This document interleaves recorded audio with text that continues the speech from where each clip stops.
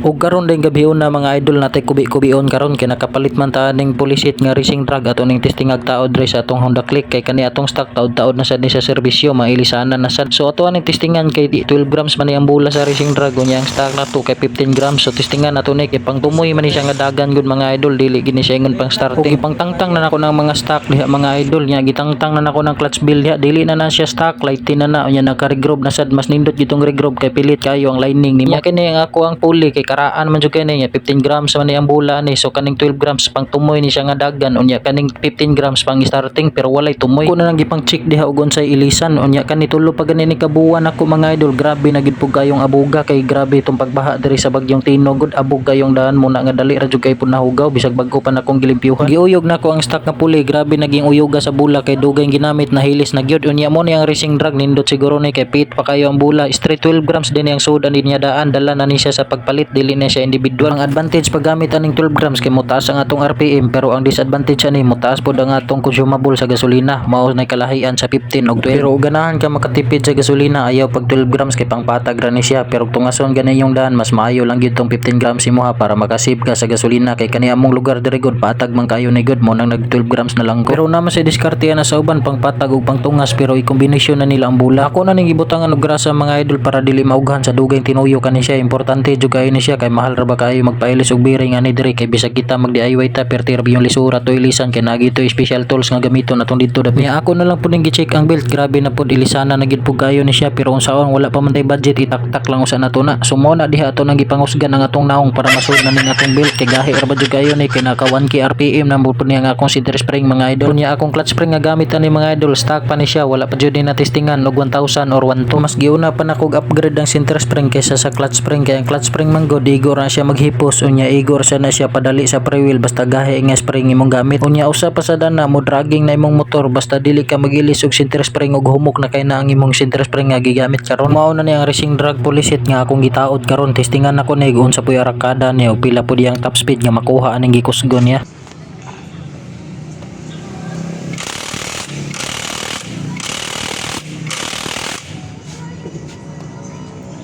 Og paghuman akong taod sa polisit tanan so ako na nagitesting og pandar diha medyo saba gid siya gamay kay lisana na manggod pud ni akong belt labyog na kay siya mga idol kay dugay-dugay na gid ni murag 2 years na sa ni nga belt nga ginamit.